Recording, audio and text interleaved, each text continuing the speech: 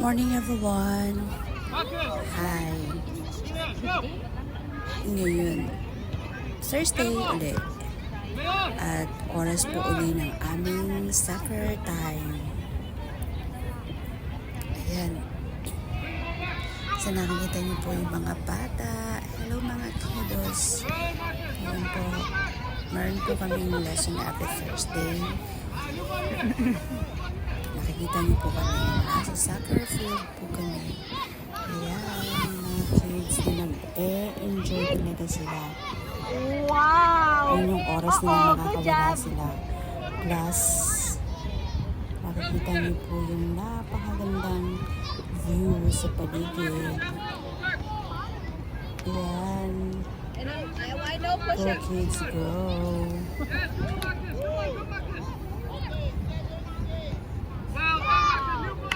Nakakatuwa kasi sila kahit gaano sila ka-busy sa schools, sa kahit anong activities, meron talaga silang oras sa lahat ng mga sports. Yes. Saka hindi lang yung mga bata yung excited.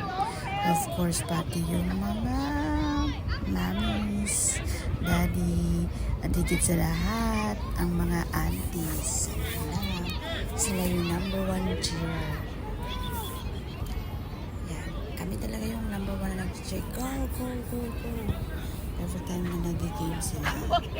Bonus na lang po yung mga nakikita nyo. I don't know where are they now. Na view sa Camera should be on that side.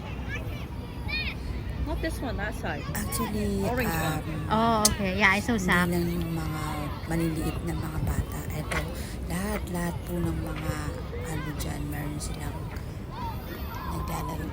naglalaro sila. Kahit ako tatlo sila, tatlo yung naglalaro. Iba't ibang level ng soccer.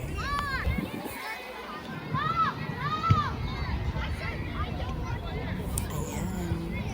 Nakikita niyo yan, super dami yung nag-aabang ng mga Junakis habang naglalaro sila. Kala mo madali lang yung nakikitang labas ng labas. Hindi po madali na mag-aantay sa init, sa ulan, hanggat matapos yung kanilang mga lessons. Ito po ang aming buhay dito. Ano ba yun? Kung gaano ka-busy yung mga bagets, ganun din kami ka-busy na mga nagbabantay, nag-aalaga sa kanila. Wow! 1 hour. More than 1 hour ang aming laro dyan. Saka, masaya yung mga bata kasi pag lumalabas sila, parang nakawala din sila sa hawla. Kasi alam mo naman dito, yung mga bahay sa apartment. So, hindi ka basta-basta makakapagtalon, hindi ka basta-basta makakapag... kasi magagalit yun nasa baba mo. Ganyan. Kaya pag nasa field sila, to the max.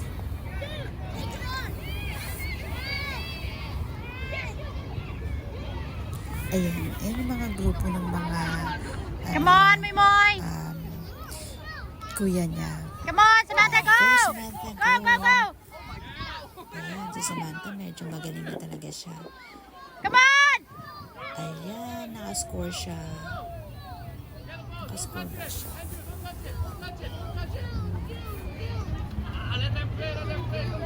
Come on, Medyo naiyak siya dyan kasi nadapa siya. Kaya masakit yung tuhod niya.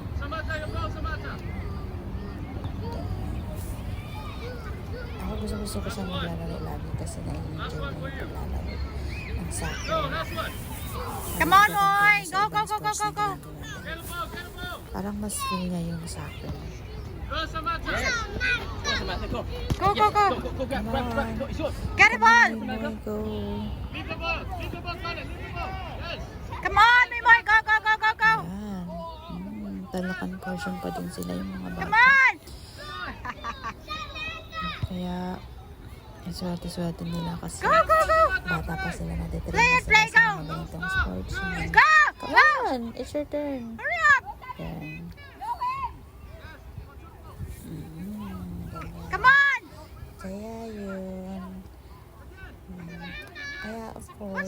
nasa labas kami, parang okay din kasi parang maiiba-iba din yung ambience mo. Parang hindi ka naisakit sa bahay. Ano naman yung mga malalaking kids. Yan. Ito yung kuya niya. Sila naman yung naglalaro. Kasi magkakalapit-tabi lang sila. Ayun guys. Yan. Sana matutulog din kayong maglaro ng soccer sa playground namin na every Thursday ng aming soccer lesson. Kaya kung sila mga kids, somehow magiging soccer player kayo. Diba? Ay nako. Kung maglalakad din kami, papunta dito lagi. So, ang dami namin bitbit. May mga, kasi yung ibang kids, galing pa sa school, so diretso na siya dito sa may soccer field. So, kaya, ibang mga aunties, maraming dala. Ito tapos na ang aming soccer. Pauwi na po kami at yung mga tickets na medyo na dito.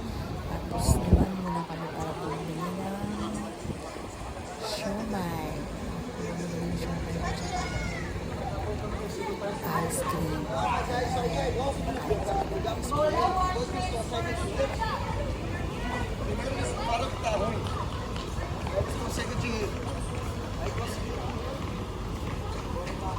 Mas ang daming para.